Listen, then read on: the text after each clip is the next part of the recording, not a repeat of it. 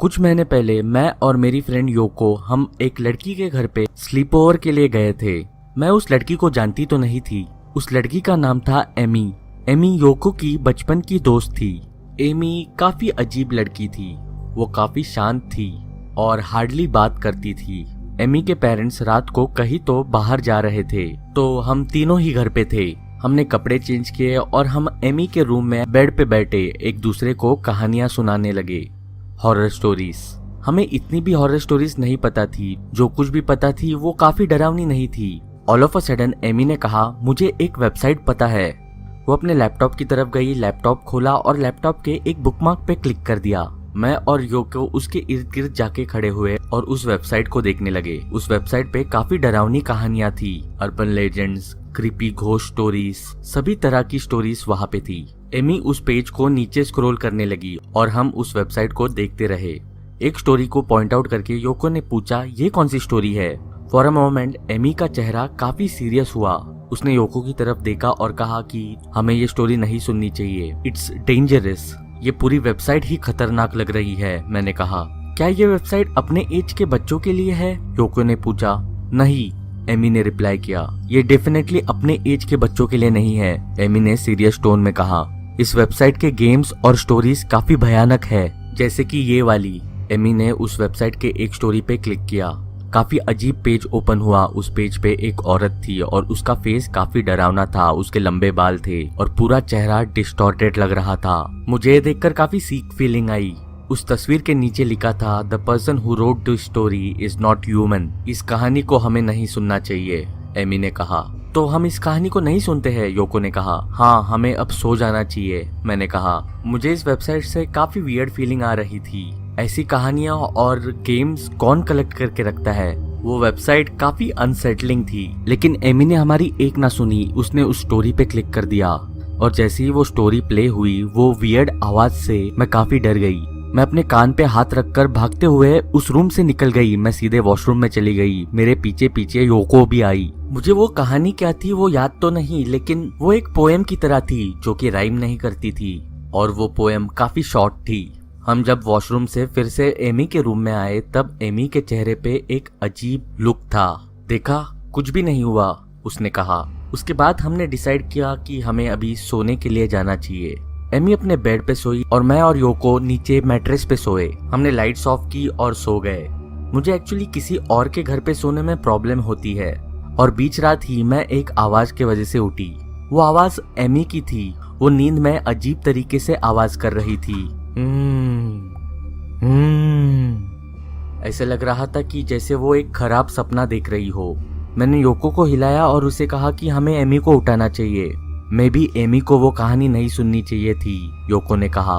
मैंने सोने की कोशिश की, लेकिन एमी की मॉर्निंग की आवाज और भी लाउडर होने लगी और उसके बाद वो नींद में बातें करने लगी। तुमने मुझे कैसे ढूंढ लिया?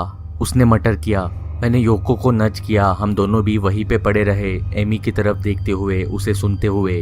तुम्हें कैसे पता चला? उसने मटर किया। मुझे पता नहीं वो नींद में बातें कर रही थी या कुछ और, बट उसका आवाज काफी अलग आ रहा था। मैं योको की तरफ टर्न हुई और उससे पूछा कि what the hell has happened. उसने मुझसे कहा कि ये एक बहुत ही भयंकर नाइटमेयर होगा। और जैसे ही उसने ये कहा, एमी अपने बेड पर उठ के बैठी। वो अजीब तरीके से हिल रही थी, जैसे कि कोई पपेट हो। ये सब देख के मैं काफी डर चुकी थी। एमी बेड से उठी। उसकी बैक हमें फेस कर रही थी और उसका सर नीचे की तरफ हैंग कर रहा था। लंबे काले बाल उसका चेहरा कवर कर रहे थे। वो वहीं पे खड़ी रही, अपने बेड को फेस करते हुए, मौन करते हुई, और एकदम से हल्के से वो हमारी तरफ मुड़ने लगी। और तभी योको पैनिक होने लगी। वो एमी नहीं है, योको ने कहा। एमी अभी भी धीरे से हमारी तरफ मुड़ रही थी। योको की आंखें बड़ी हो चुकी थी। वो काफी डर चुकी थी। मैं भी एमी का चेहरा नहीं देखना चाहती थी। हम दोनों भी पैनिक मोड में थे। और तभी एमी हमारी तरफ पूरी तरह मुड़ी। वो एमी का चेहरा था भी और समवॉट वो एमी का चेहरा नहीं भी था। एमी के चेहरे का स्किन कलर पूरी तरह पेल हो चुका था। उसकी आंखें ब्लड शॉट थी और लिप्स जैसे डिस्टॉर्टेड। वो एमी नहीं थी। ऐसे लग रहा था उसका चेहरा किसी और के चेहरे के साथ मिक्स किया गया हो। और फिर एक आवाज जो कि किसी इंसान की नहीं होगी, वैसे आवाज में उसने कहा, मुझे पता करना है कैसे। मुझे पता नहीं इसके बाद क्या हुआ। आई थिंक मुझे चक्कर आई और मैं वहीं पे गिर गई। जब मेरी आँख खुली सुबह हो चुकी थी। मेरे बाजू में योको पड़ी थी, लेकिन बेड पे एमी नहीं थी। उसका बस पैजामा वहाँ पे था। There was no sign of Amy anywhere. हम नीचे गए, लेकिन लिविंग रूम में भी एमी नहीं थी। हम दोनों भी फ्रीक आउट हो चुके थे। योको और मैंने हमारे बैग्स लिए और हम वहाँ से निकल गए। हमने एमी के फोन नंबर पे बहुत बार कॉल करने की कोशिश की, लेकिन आउट ऑफ रेंज बता रहा था। उस दोपहर को हमने एमी के फोन पे लगातार कॉल किए, लेकिन कोई रिस्पॉन्स नहीं आया।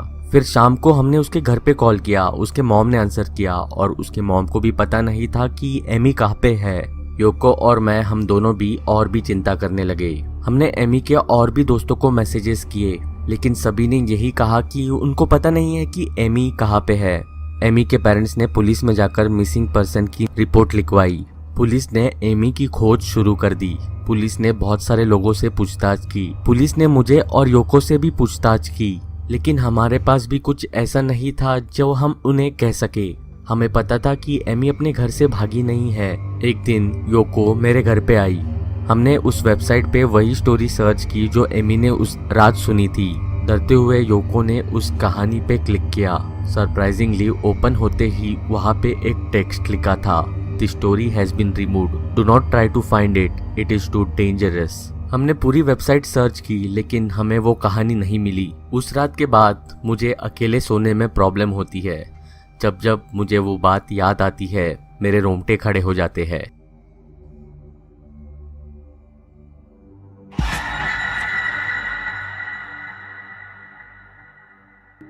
हे पंटर्स, कैसे हो सब लोग? उम्मीद करता हूँ सब लोग घर पे ही बैठे होंगे। इस क्वारंटीन में मैं आपको घर पे रहने का एक और रीजन दे रहा हूँ। पुरानी वीडियोस जो इस चैनल पे थी, जो डिलीट हो चुकी थी, वो मैं अब मेरे इंस्टाग्राम अकाउंट के IGTV पे डाल रहा हूँ। अगर आपको वो पुरानी वीडियोस एंजॉय करनी हो तो